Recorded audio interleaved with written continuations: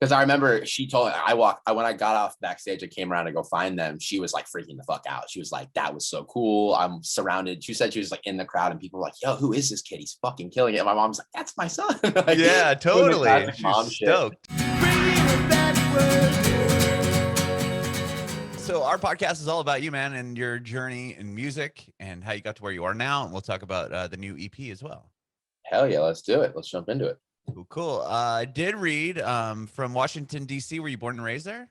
Yeah, I was born like 20-30 minutes south, like Northern Virginia. Actually, I was born in Fairfax, Virginia, but I grew up like 20-30 minutes south. And then I actually went to University of Maryland for a few years, and then I transferred schools out to California. And I think I've been in LA for 6 years now, 5 or 6. Right on. Borderline around there. I don't know. Nice. Yeah, I love the East Coast. I've always been like a big East Coast guy. That New York attitude, that New York fuck you attitute kind of thing. Am I allowed to cuss on here? Sorry. Yeah. No, okay. Dude, you can say whatever you want. This is all about you. Nobody cares what I have to say. I was panicking for a second. No, dude. Yeah, no, I love the East Coast. It's just cold as hell. At this point, I'm super adapted to being in LA, and I am a wuss when it comes to being cold now. Oh, really? It's funny because I was gonna say if it's like 68 degrees, people in San Diego were like in 5 jackets. You know, I like hoodie weather. That's my thing. I kind of would rather be in a climate where I can wear like hoodies and sweaters and shit like that all the time versus like a tank top, because it was 105 yesterday. It's hot as hell right now. Yeah, it's starting to hit the summer, so it's starting to get hot. Sure. Yeah, I was getting like these alerts on my phone because, like I said, I just moved here like in March, so I'm still getting like San Diego and Southern California alerts, and it was like extreme heat. I'm like, what are we in? And it said it was supposed to be in the hundreds. I was like, whoa, it's crazy. Yeah, hitting that time of the year. But no, I like LA. I've been here for a while, so I'm adapted. Right on. What was it like growing up in the Virginia area? I mean, you're pretty close to Baltimore and Washington, D.C. and all that, right? Yeah, more of like suburb area. And then I worked in DC when I was like 15. So like I commuted and took like the subway. And I would like go in and out. Yeah, I worked for my aunt's. I was like a management intern, and I worked for my aunt's consulting company. And while also doing a bunch of other jobs. I used to work like crazy when I was younger, and still now. I was gonna say, still do, I'm sure. Yeah, I'm a fucking workhorse. But yeah, no, like I grew up around the DC area, kind of just exploring, like understanding more. I like the city vibe.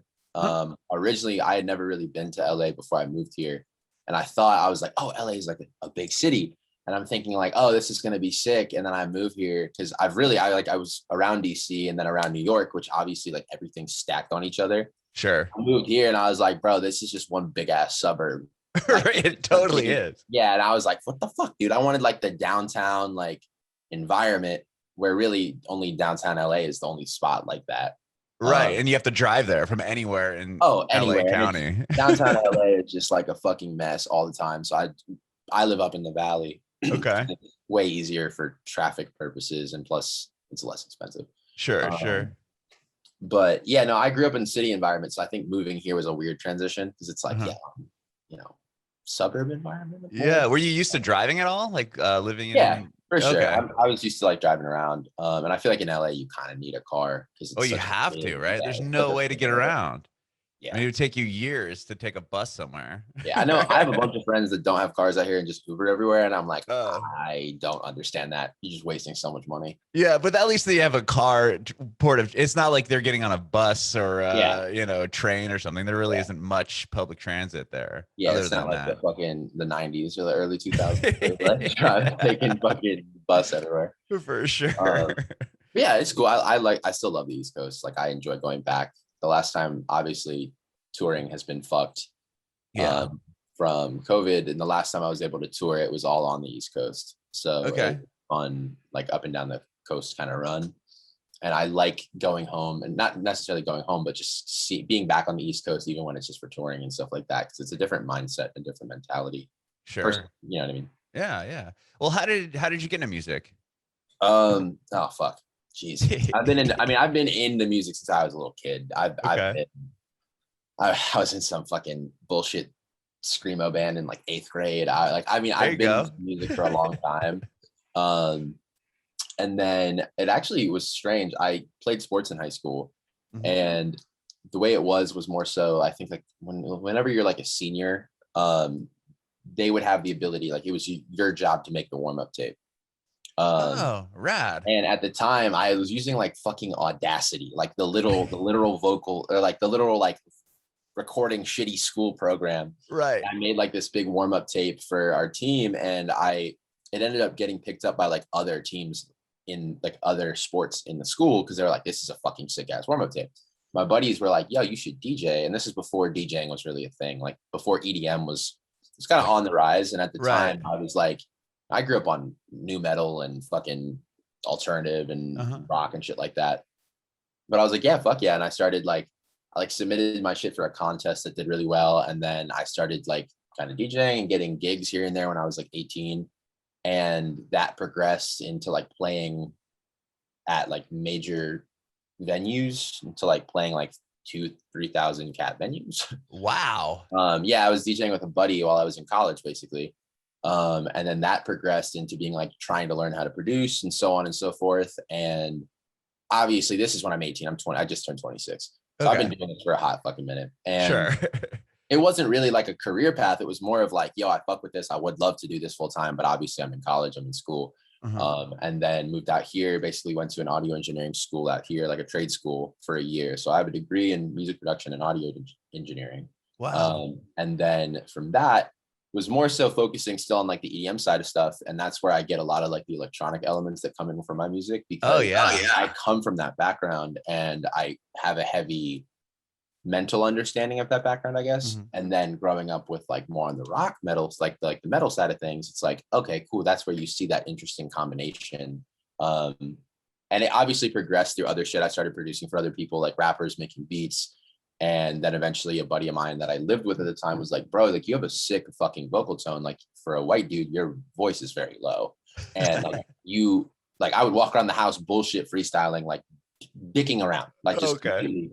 And he was like, bro, like you should write some shit. And I was like, dude, no, that's corny. I'm white. Like I'm not gonna fucking try to rap. And he was like, dude, he's like, just fucking, he's like, you go make a beat that you think you would like and just write some shit. And I did. And he was like, you've never written before? I was like, no. He was like, that was fucking crazy. Like you should start doing this. And I started like just doing it for fun. And then I came up with like the first project, which never came out, came up with a bunch of songs, came up like, you know, just progressed and kept working on shit for like another year and a half. I think at that point I was just working fucking like restaurant jobs, and eventually kind of stumbled upon like what I thought was like my brand and like my sound and kind of stuff like that. And obviously that's still changing now. But yeah, that's the long fucking story to the short answer. It's just, it was like a big process over time. And it really led me towards more of the rock rap stuff, and obviously more of the rap stuff at first, because it was like easier to make. I've only been playing guitar now for like a year and a half. So it's more so of like the rock stuff is more of what I wanted to make, but also like I because I produce all my own music, it's more so like I'm limited by my own self. So I'm better with electronic elements. I'm better, like drums and bass are really my strong suit. And same with like melodic structure. But if I don't really, you know, quarantine was really what gave me the ability to learn guitar. And my guitarist now in my band is fucking disgusting. He's like a 15-year metalhead shredder. So obviously like learning from him and like having some time to actually like rehearse, like just practice and shit is really what kind of taught me stuff. But yeah, that's the long answer. Sorry. No, dude, I love it. That's awesome. I want to rewind a little bit here just to the like after you made that mixtape and you're DJing clubs, was it you were just spinning other people's records and just mixing? It was more so, yeah, like back at the time it was more like house and like bass house kind of stuff. And that was more, yeah, it was just other people's music, because at the time myself and my buddy who I was DJing with had no fucking idea how to produce. I mean, like I remember I downloaded FL Studio when I was like 18 and was making the most god fucking awful repulsive beats that you've ever heard. We got to start somewhere. Dude, I still have them in my iTunes. Whenever I start to get a little too cocky for myself, I'm like, listen, I gotta go listen to these. I gotta go get like, I flush up and turn completely red because I'm like, these are that bad.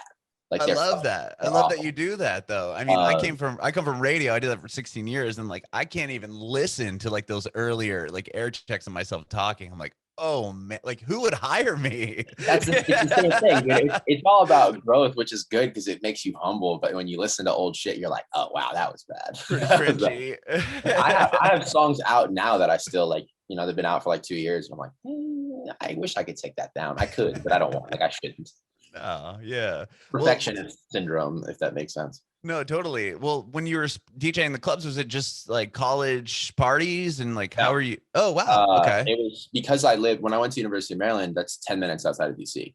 Oh, okay. So luckily, it was great. I mean, like yeah, I had played a couple parties, but I remember like even I think it was like my freshman year, I got flown down to Miami Music Week to play a bunch of after parties for Ultra. Like Whoa. I'm 18, big ass X's on my hands, like playing like rooftop fucking like venues. Like it was weird. Like I've had a weird like environment, obviously. But no, we were playing like a lot of the clubs and like a lot of the club scenes and venues in DC. And is So sometimes it was like opening kind of stuff at clubs, and then sometimes it was more like the venue kind of things where like I don't know if you're really familiar with like Echo Stage in DC or Ultra Bar or stuff like that. no. Echo Stage is like a 3,000 cap venue. It's like one of the Wow. top rated venues in the country. Okay. And then next thing we know, we're getting opening spots there. You know, next thing I Wow. know, I'm basically I like thought one night it was like I was actually the night before I moved to LA. We did a show that I don't know if you're familiar with EDM music or that kind of stuff, but like Yeah, I am actually. you know the artist Rehab. He's like very Yes, I big. do. Yeah, he's fucking Uh-huh. massive. Mm-hmm. So it was him and someone else, and I thought that the co-headliner was obviously going to go before him. They ended up putting the co-headliner on after him. So we had like the 10:30 to 12 p.m. slot for a 3,000 Wow. cap venue, and then my It's like buddy prime time. oh yeah, and his flight got fucked up. So usually I'm used to DJing with him, Uh-huh. and it's just me, 18 years old or like 19 years old at this point, playing in front of like 2,500 people, and I'm like shitting my pants. Obviously, the set went great. The fucking club owner came up and was like, "Bro, you're fucking killing it!" Like came on stage. I was like, "Oh, this is sick." Yeah. But yeah, I've had a lot of weird opportunities, and it's obviously awesome. It's just I've dabbled in so many different little things, whether it be producing beats for other rappers, whether it be back in like the EDM scene, or now more so obviously in the rap and rock scene. Mm-hmm. It's like I just like fucking music, so I'm all over the place a little sometimes, but Sure. whatever. I've had a long journey with it.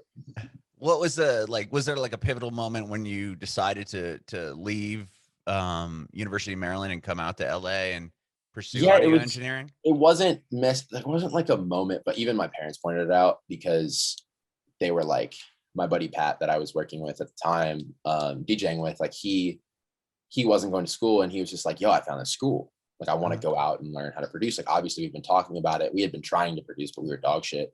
And he was like, I want to go learn. And I was like, fuck, dude, like I want to go learn too. And then I'm thinking in my head being like, all right, like, so he actually ended up going 6 months prior. He went 6 months before me. Oh, okay. Because I had to finish. My parents were like, yo, like if this is what you want to do, my parents are very like realistic people. And they were like, you're going to cover this shit. Like you're going to work. If you want to move to LA, it's your decision, but it's your risk. We're not backing you by this fucking, you know what I mean? It's like, if you want to risk it, go for it. But also like, dude, you're on your own. You know what I mean? So I was like, this is what I want to do.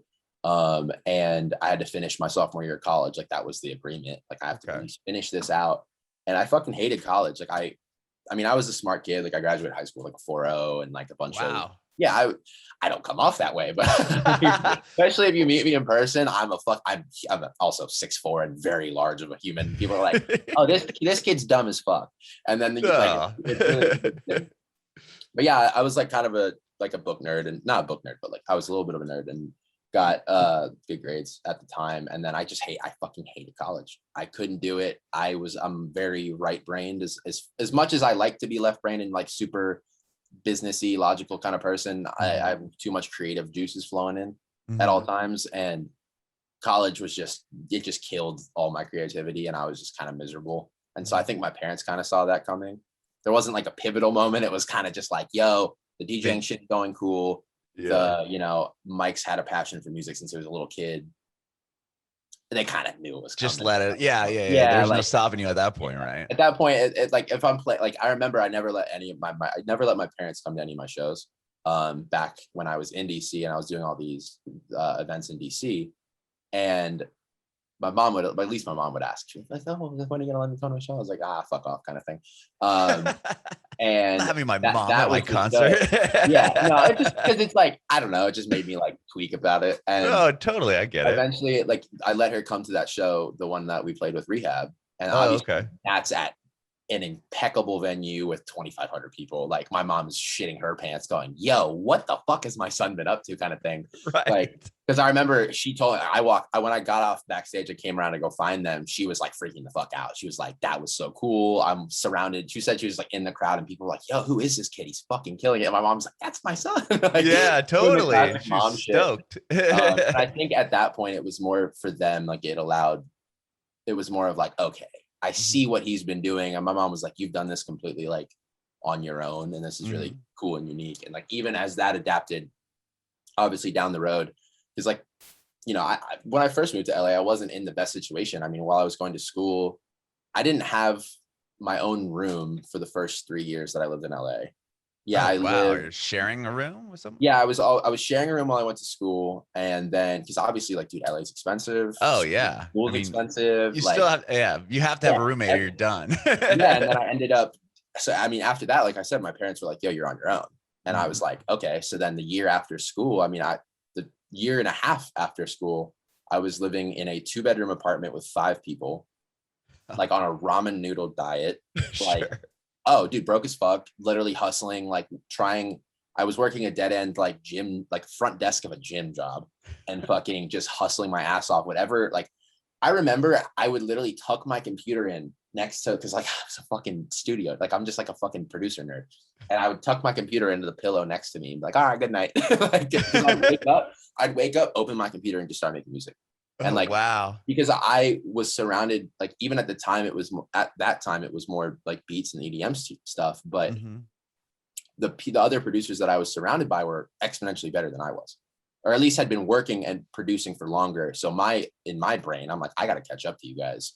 So I'm using every moment of my time to work and to get better at my craft. And this was before Mike's dead. This is before I was really releasing a lot of music or anything like that. And there was I would say like a 2 to 3 year period of me not really releasing things and more so crafting and getting better, which a lot of people don't have the patience for that. Because I know after I moved from that situation, I was living in a living room for like 6 months, and then I moved into another living room for 6 months. Like, I was still in the broke as fuck mentality, broke as fuck mindset of being like, I just got to hustle.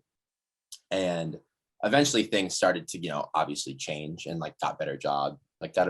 And I kind of, stacked a bunch of music that I was like, "Yo, this is kind of what I think I want to put out." And then obviously Mike's dead moved very quickly. I mean, the project itself has only been around for like 3 years.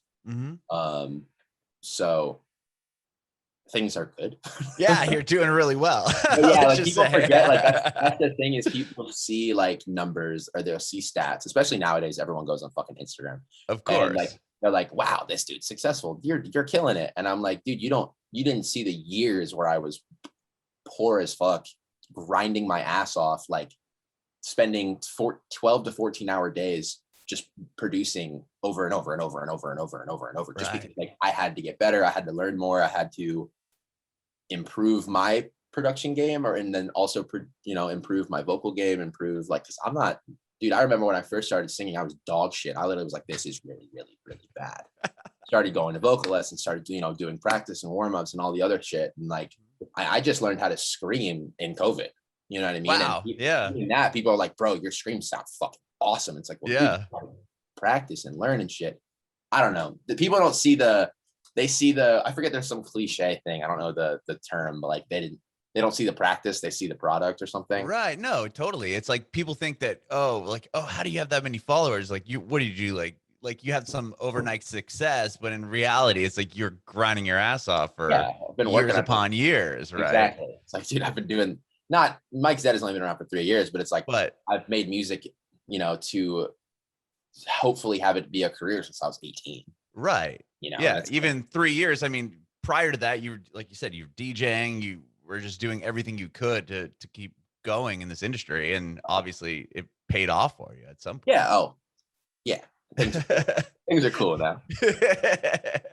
When did Mike's Dead start? Like, when did you have the courage to like put something out with your name on it? It was June. That's why I know it's 3 years. June of would have been 3 years ago, 2018. Oh, wow. Okay. I put out my first song, was called Rotten. It was like more of a boom bap rap kind of track, a little bit of singing on the chorus and stuff like that. And then put out a follow-up single that did well as well. And then a third, still all rap more. Like originally, like everything started more as rap. And I like that, obviously, but I was like, yo, it's kind of limiting if you can only rap. And then so obviously, like while I was working on a lot of the rap stuff, I was more, like I said, doing a lot of the vocal work, learning more of like, dude, I mean, even my biggest, like my quote unquote biggest song right now, like it's called We've Lost Touch. Like that came out in the fall of 2018, or no. Yeah, in the fall of 2018, I think. Yeah. Am I an idiot? Might be fall of 2019. I don't know. It came out in the fall. Yeah, it came out in the fall. But it was like I put out an EP of like 3 singing songs basically, and like, bro, I didn't even know where my fucking range was. And like that song specifically, I think is like up in like G sharp or something like that. My range is down in C and D.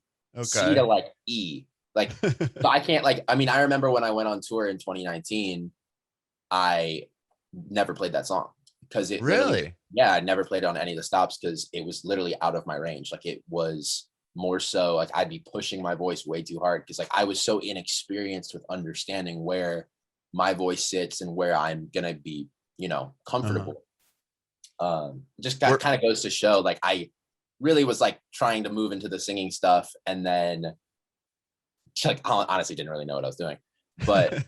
Now it's more so of kind of understanding of a good mix of both because I obviously like doing the rap stuff and fans really like the rap stuff. I feel like fans tend to like the rap stuff more, and then I have other fans that like singing stuff more. It just really depends. Well, you blend it, I mean, perfectly, especially in like the new song, like Nightmares, for example. You do both pieces. Nightmares was the one that I wanted to on the EP is mainly like it's pretty much the only song where I'm singing. I mean, there's I might have pre's and like choruses and stuff like that where it's singing, but it's not like Nightmares is full singing. Right. And I wanted to do something like that kind of hit more on the emotional kind of side of things because I'm used to making just heavy music, which obviously lacks an emotional touch. It's just angry. Sure. You know what I mean? So obviously like this EP is kind of serving as like a connect the dot type thing towards the heavier kind of stuff. So this kind of allowed me to experiment more with the industrial kind of vibes. I've had those for a while, but really hone in on them. Yeah, and I love that too, because I don't think a lot of people are like, you're like, you know, paying homage to some of those earlier. Right yeah, you're trying to do pop punk right now. I want to make industrial metal. Yeah. I don't want to make funny ass music. I want to make whatever sounds cool to me. Sure. And obviously I've been making this kind of stuff for a minute. Like you can go back and listen to like songs like Fool Me or Energy, and those came out in 2019. And those are both like industrial rap, heavy bass kind of stuff. And so I think you'll really like the next single. It comes out in 9 days on the 25th. Okay. It's called Dead. And that also, it's like heavy, it's heavy industrial, but like rap on the verses, open chorus, kind of anthem-y kind of style. Cool. Where it kind of encompasses a bunch of stuff, just like kind of the rest of the EP is very similar to that. Everything that isn't out, I think there's 6 tracks on the EP and there's 2 out. Sick is more of like the metal-y one. Yeah, that one's heavy. Like, yeah, 6 more of the metal-y one, and everything else is just industrial. Like it's cool. Very intense industrial rap, singing kind of shit in your face kind of stuff. And I've been sitting on this for a while. It's just I've been in like more of a background situation of I've been self-managed and self-produced for, the entirety of my project. That's incredible. So, yeah, I do all the work. I'm a psychopath. But I mean, to have the success that you have without having like a team of people like pushing you out there, and even just now, even like a few months ago, I first hired a publicist. I was like, oh, this is interesting. Like I honestly have had no team other than like I had like my fucking lawyer, which is normal, but that's not like they're Right. contributing anything other than contracts. And it's like, dude, yeah, it's been a lot of stress, and it's very, very strenuous on me because obviously, like, dude, I do everything down to, I've even designed half like the merch, like Oh, hand really? drawn, like handmade, Wow. like stuff like that, where it's like, dude, I just end up doing a lot, which is great because now I'm at the point where the management teams that I'm speaking with are big teams. Because it's like, Yeah. oh, you have leverage now. You have leverage. Right. You did this by yourself. Imagine if you did it with us, and everyone's like, oh, okay. Which is Right. I mean, great. at that point, it's like you could even, I mean, I'm sure you can pick and choose because it's like, I've built this. Look at my numbers. Look at Yeah. my, you know, Yeah. social media numbers. It's very impressive. Yeah, it's great. I mean, I'm not at like full liberty to disclose like the call I had yesterday, but I had A big one.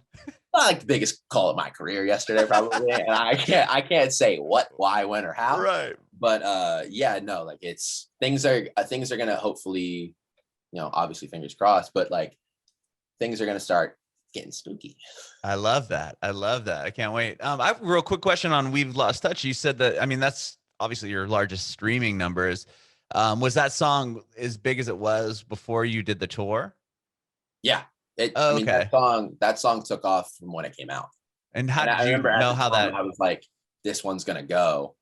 And it did.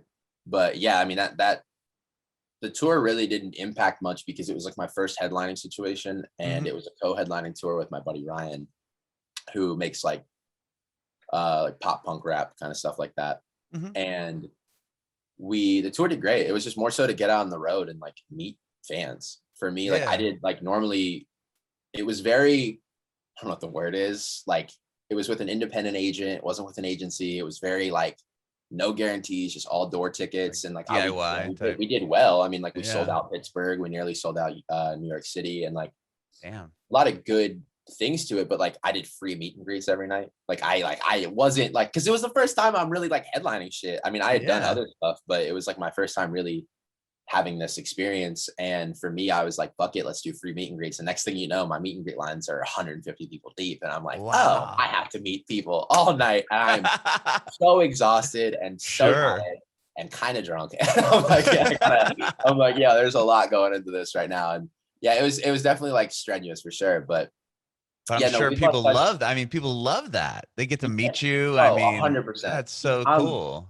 People see me, especially like I'm covered in tattoos. I'm like head to toe. I'm a very large human. And I also like, if you see my personality online, they're like, yo, this kid will eat me. Like I have a Right. very, very, very dark aesthetic. You do. And And then when you came on to talk to me now, I was like, bro, oh, he's it's the same thing every time. Everyone's like, yo, this kid's a teddy bear. I mean, I'm terrifying for sure, but also like I'm nice as fuck. You're like the sweetest dude ever. Dude, I just like, that's just how I was raised. And like it happens at parties, it happens at like it could be even like fucking like a photo shoot. I might get booked for a shoot with like a photographer or something like that. And I show up and I'm super like, hey, what's up, bro? How's your day going? They're like, what the fuck, dude? Like, who are you? Right. I just try to be personable with people because like I'd want the same for them. You know what I mean? If I want Yeah. them to do the same thing. But yeah, that's how I am with fans. And they're always like, yo, this kid is like just a big teddy bear. Yeah, no, that was a great experience. But yeah, We've Lost Touch did well right out of the jump. And I like it, obviously. Like it's a good, I like more so the production of it, to be honest, the production that went into it. And I have a ton of songs that are actually similar to that I will never come out. They're unreleased.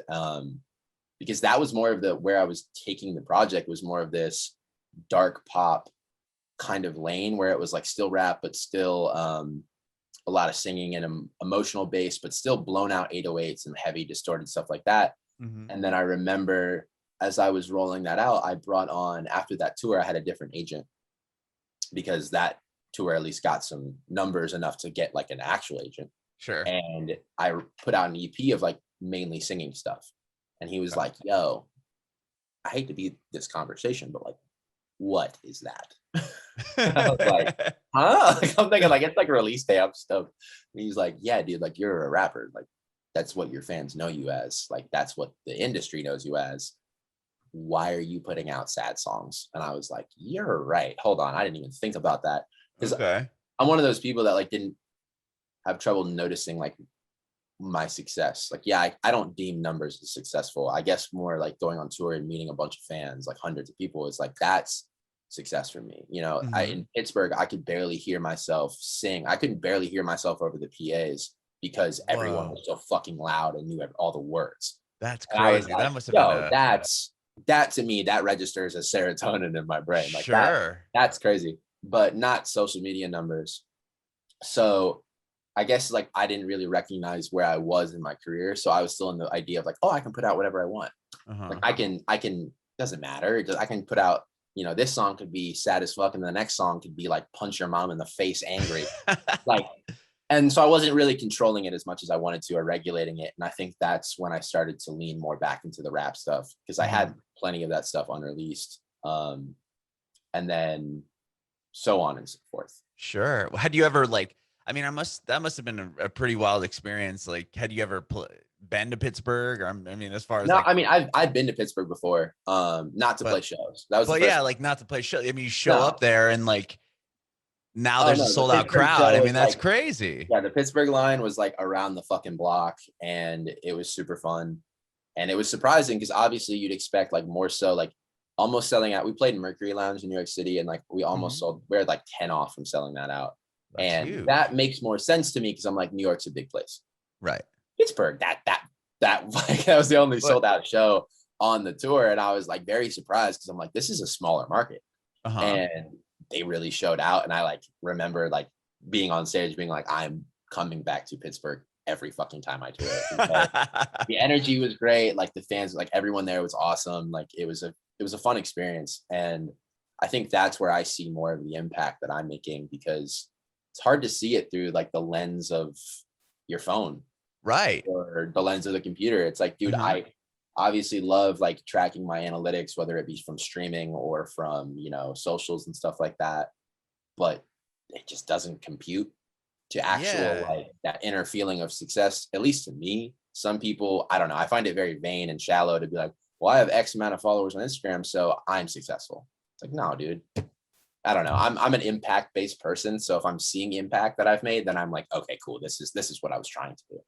Yeah, but I mean, it must be, is it hard to kind of fathom that? Like, I mean, just looking at your Instagram right now, I mean, you have like 209,000 followers. Like that's, if you think about that, that's a big number of people. Yeah. But also like the way that at a certain point, yes, 100%, but like it is a lot of people, but at a certain point you have to, it's hard nowadays because like, the apps, like all of those social media apps kind of cut your engagement down to like what 5% of your following only sees your shit. Yeah. So it's tough because it's like, dude, there's let's say hundreds of thousands of fans that don't know that I have new songs out or don't know if there's new merch out. So it really it creates a situation where you want to be stoked for it because it's like, dude, imagine if 209,000 people were seeing everything you posted. Right. Then your streaming numbers would be out of control. You know, your merch sales would be out of fucking just insane. Right. But that's not how it is. Yeah, that is interesting that you only really get a very, very small percentage. Very, very small. And it's a, you know, it's a big reason why a lot of people are moving to TikTok and so on and so forth. And because there's just more people to engage with. But yeah, it just depends. I mean, obviously, yeah, 200,000 people is a lot of people, but I compare myself to, I don't like hold myself to oh, well, this is cool. I'm like, yeah, this is awesome. But you know, Ghostman has fucking what, 3 million followers. Oh yeah. Yeah. Youngblood has like 5 million. MGK's at what, fucking 30 or some shit. I don't know. You know what I mean? It's like, I hold myself to those standards because that's the people that I want to be connected around. So I'll take the small win and be like, okay, this is cool. But also I'm like, you want to keep getting bigger. It's not like, oh, I'm at 200,000. All right, I'm going to throw the cleats in. You know what I mean? Exactly. My bar is set kind of obnoxiously high, but it's good. Well, that's good. That's good. Well, where were you when, at least you had a chance to do a tour? I mean, I did see, is that the tour? Like you had a picture with you and a girl on your Instagram and you had like that was, that was fucking awesome. That was in Boston, and my predominant demographic is like 18 to 24, like kind of college, post-college, or post high school, like, you know, stuff like that. And there was this one girl, I remember I was in the green room and this huge security guard, I forget his name, was like, yo, there's like a young girl out here, and I feel like she really wants to meet you because like she's like really young, and I can tell like she's like super skittish and like in a concert environment, which is more hectic, and Right. she's with her mom. And do you care? Like, I'm gonna go talk to the mom because he was talking about his daughter, and he's like, I know, like if it was my daughter, I'd want them to meet the musician. And he's Yeah. like, do you care if I go talk to the mom? I was like, dude, go for it. And he talks to me. He's like, yeah, it's actually her birthday. She's turning 11. And I was like, bro, Wow. wait, hold on. So this like, he like lets her into the green room. She like sprints full speed at me, and I like just jumps and like gives me a big ass hug. And this girl's tiny. She's like 11, Yeah. and she's super excited. She's like freaking the fuck out. And then I remember her mom told me, she's like, yeah, it's her birthday. So then like halfway through my set, I literally told the security guard, I was like, go grab her halfway through my set. And I picked her up, put her on my shoulder, and literally had the crowd sing happy birthday to her. That's so cool. And I That was made like, her yo, like life, dude. that shit. Oh yeah, I was like, you're gonna remember that the rest of your life, She will especially when you're never that young. forget that. Oh Oh, my when you're that God. young, you're gonna. And she was freaking the fuck out. And like even to that day, that picture, I was like, dude, that was such a fun experience. That's so Yeah, cool. that was that tour. It was December of 2019, and then So I came right. back, started prepping stuff. I got involved with a different agent, Okay. and then we were supposed to do a West Coast tour because that was all East Coast. We were supposed to do starting up in Vancouver, go down the coast, and then end up doing like make a stop in Scottsdale or Phoenix, and then a stop in Albuquerque, and then do 4 shows in Texas, like hitting all the major markets. Mm-hmm. And those were a lot of those markets were untouched. Like I hadn't done them. I played like Seattle, I played LA, but not Portland, not Phoenix, not Mm-hmm. any shows in Texas. So that was scheduled for May. And as you know, March is when shit hit the Shit. fan. Yeah. So So that was, I was going to ask you where you were when this whole pandemic yeah, struck. And obviously that you were planning for a tour. yeah, we had a 10 stop ready. We had support. We had everything ready to go. We just had to announce it. Mm-hmm. We were getting like everything just finalized basically, and boom, Oh COVID. my So gosh. it is what it is. It doesn't matter because I didn't announce it. So it wasn't like I didn't have to deal with the whole refund, like Yeah. blah, Sorry. blah, blah. Yeah. Yeah. Oh my So I was gosh. like, fuck it. This sucks.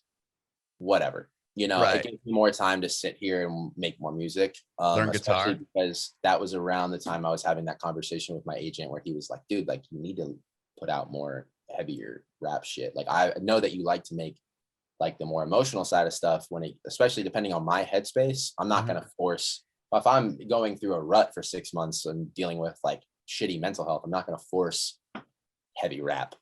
I'm just going to Right. kind of go with where my music goes.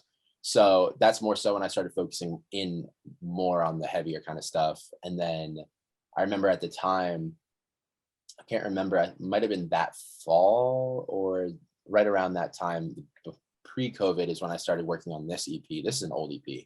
Oh, okay. That was my Right? question. I was going to see if you I've worked had on this this record done. over that Oh year. no, I've had this done for a hot minute. And I just knew that it was a little bit higher level of production, higher level of lyricism. Geez, I can't talk. Lyricism, stuff like that. And I just knew it was a little bit more. So kind of structured things to hold off until we could really release it with the proper run. Mhm. It's co-produced by myself and my buddy Taylor, who is also just a phenomenal producer. And then during that time, this is when I started experimenting with guitars, because I remember my guitarist Luca did the guitar for Sick, Uh-huh. and I'm like, dude, this is cool. I really like making this heavier music. And this is before I could play anything decent. And I remember then I started kind of experimenting with guitar like on my own before learning a bunch of stuff from my guitarist. And I was like, dude, this is really the shit that I've been wanting to make. I've just been musically, Yeah, limited yeah, almost. limited. Yeah. And here we go. And so then COVID, I just became a fucking guitar nerd and a production nerd. Literally just started mixing all the shit that I've already been kind of making as far as like the industrial side of stuff with more of the guitar sides of things. And this is all music. Obviously, you guys will see more into the fall, I would imagine, Okay. because the way things are looking right now, we've got Dead slotted for next Friday. Uh-huh. And then I think I'm gonna do another single just because it got spread out. There was a bunch of background stuff that was going on. Sure. I think I'm doing another single at the end of July. That would be the last like main single from the EP that has a big feature on it. And Oh, cool. that's super industrial as well. And then I also have a track coming out. I don't know if I'm allowed to say.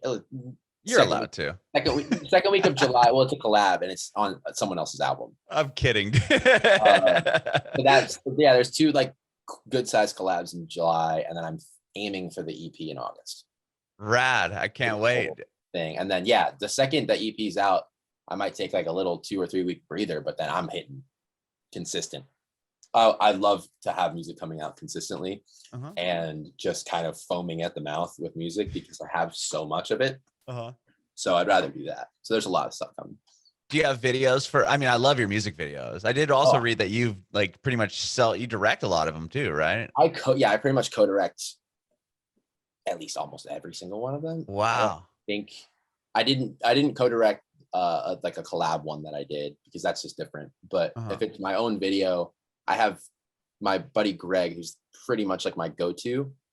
He shoots the majority of my videos. Like, dude, sometimes we just bullshit. Like there's times where we're like, sometimes we'll do like a full treatment. Sometimes we'll just be like, yo, you want to just go out in the desert and shoot a music video kind of thing? And we kind of come up with like ideas on the fly because we're just kind of both co-directing and being like, this could be cool, that would be cool. These shots here would look sick, blah, blah, blah, blah, blah. But yeah, the music videos are fun. It's just they're costly. I can imagine. As you can imagine, it's just like, and not even like even going into the production of it as far as like, having a space, having a team, having everything else to it, from wardrobe to accessories to so on and so forth, and then adding in like if you want to do ads, if you really want to run this to get exposure, then that's a whole other fucking beast. And then it's like next thing you know, you're a few K in the hole and you're like, right, that really worth it. So Dead doesn't have a music video just because I didn't like, there was like I said, there was a bunch of Dead was supposed to come out like 2 weeks after Nightmares. Okay. Back in March, a bunch of weird business stuff happened. So it was like, hey, like this has just been prolonged. So I didn't shoot a music video for this one. I kind of want to, but I feel like it's obviously a little too late. There will be, I would say, 2 more music videos at least for the EP. Rad. I cannot wait, man. Yeah, there's definitely going to be one for the title track and then another one for a potential other song that will probably both come out at the same time. Very cool. What about like live shows? I mean, obviously it's been a year and a half without. So that's a different beast. Like that's just a nightmare. Obviously right now, as you can imagine, you've seen everything getting announced. Yeah. Basically, I mean, everything's just booked up. And I was going to say, because everyone's been sitting on those dates, I'm sure, for a year and a half. There's like 20 artists holds per date.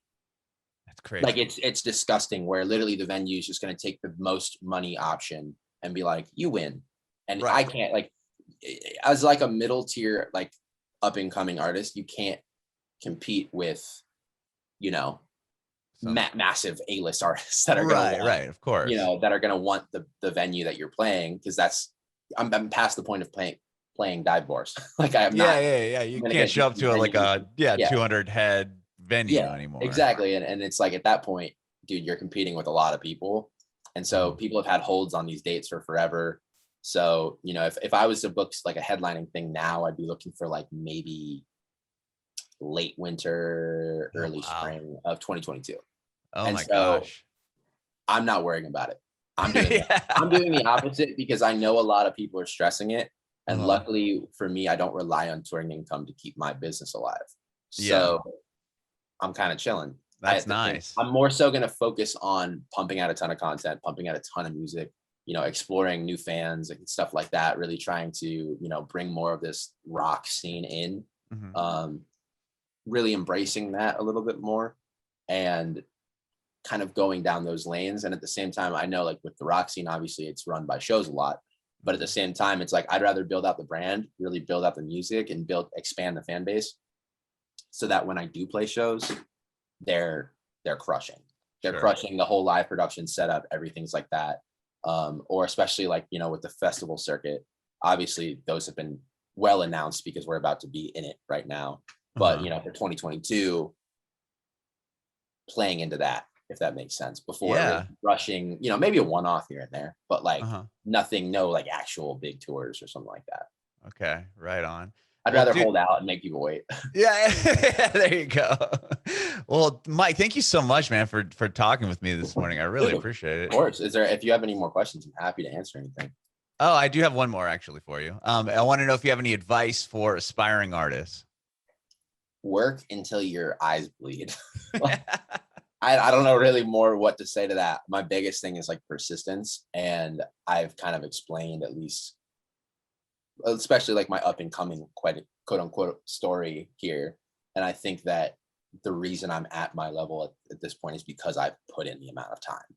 And if you continuously learn and adapt and push yourself outside of your creative boundaries, is where I think you start to see the results that you want to see. And that just comes down to work ethic and consistency, I guess. So yeah, just work until your fucking eyes bleed. That's what I did. And I don't realize that's all I got.